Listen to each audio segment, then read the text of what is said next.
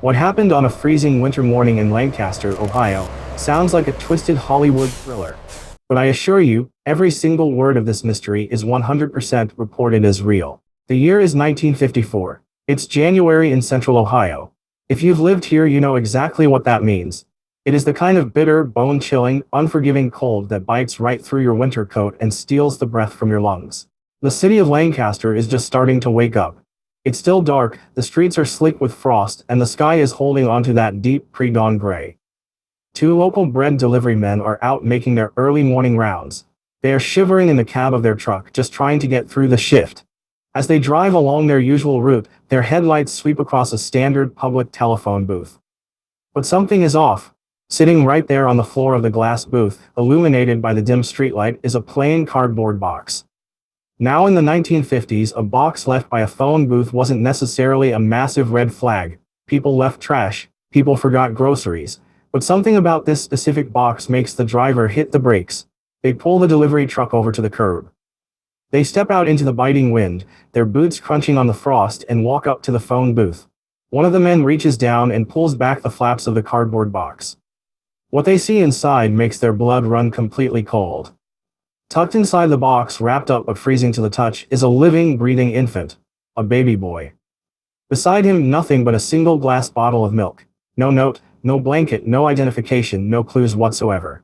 Based on his temperature, the baby has been sitting alone in that frigid phone booth for at least several hours.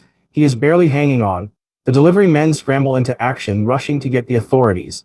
The baby survives the morning, but his discovery sets off one of the strangest, most heartbreaking, and completely unbelievable mysteries in the history of Ohio.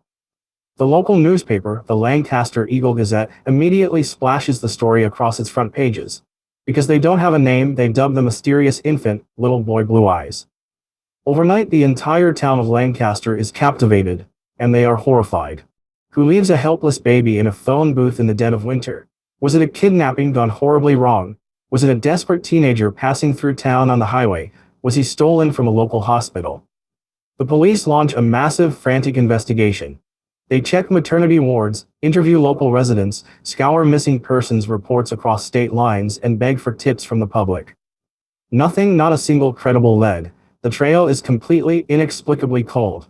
It's as if Little Boy Blue Eyes just materialized out of thin air. With absolutely no one stepping forward to claim him, the infant is placed into the foster care system. In 1955, a loving couple named Stanley and Vivian Dennis officially adopt him. They give him a real name, Steve Dennis. Shortly after, the family packs up and moves thousands of miles away to Arizona, leaving the unsolved mystery of the Lancaster phone booth far in the rearview mirror. Steve grows up knowing he was adopted. That wasn't a secret. But it isn't until he is a teenager that his parents sit him down and tell him the full, bizarre story of exactly how he was found. When he hears it, he literally laughs. He thinks it's a joke, a baby, left in a phone booth found by bread delivery guys. To a teenager in the 1960s, it sounds too outrageously dramatic to be true. For decades, Steve just accepts that he will never know who he is, who his biological parents were, or where he came from. He moves on. He becomes a successful chiropractor, travels the world with the Peace Corps, gets married, and has 2 children of his own. Fast forward over 60 years to the year 2018. Steve's teenage kids, ages 18 and 14, are incredibly curious about their dad's biological roots. They want to know their heritage. They hound him, begging him to take an Ancestry.com DNA test. Reluctantly, Steve gives in. He spits in a tube, mails it off to the lab, and completely forgets about it. He figures nothing will come of it anyway. Until a few weeks later, Steve gets a notification. The database has found a genetic match with a first cousin.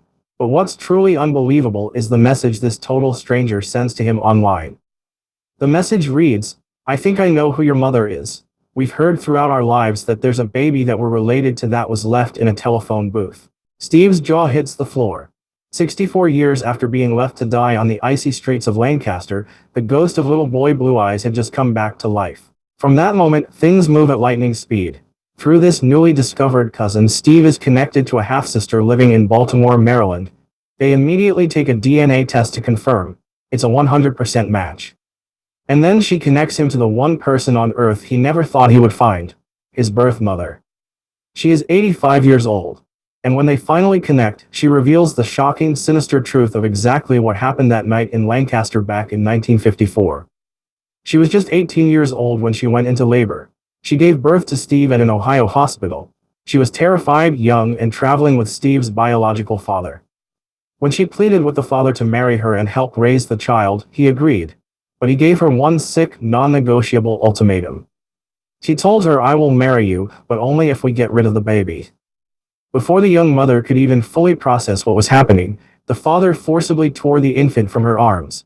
He drove out into the dark streets of Lancaster, found a random public phone booth, dumped his newborn son in a cardboard box with a single bottle of milk, and walked away. But here is the most unbelievable, gut-wrenching twist of all. After committing this unspeakable act, the father vanished. He never married the mother. He just dumped the baby, ran out on the 18-year-old girl, and completely disappeared into the wind. To this day, nobody knows where he went or whatever happened to him. Against all odds, that little baby in the box didn't just survive the freezing temperatures, he thrived. Steve lived a full, happy, and incredibly successful life, all because two Lancaster delivery men happened to look inside a phone booth on a cold January morning. Lancaster has seen some wild things in its history. It's a city with deep roots, incredible resilience, and secrets that sometimes take more than half a century to finally come to light. Every town has its mysteries, every neighborhood has a past. Lancaster is no different. It's a place where history isn't just written in books, it's lived by the people who walk these streets. Lancaster has seen some wild things, and if you're thinking of making it your home, you should know the full story. The incredible, the mysterious, and the undeniably true events that make this community so unique. If you're thinking of moving here, or just want to see what's currently on the market, don't rely on stories. Get the real data. Head over to LonnieEstep.com to see the latest home listings across all the cities I cover. And grab my free city guide so you know exactly what it's like to live here. That's LonnieEstep.com. See you there.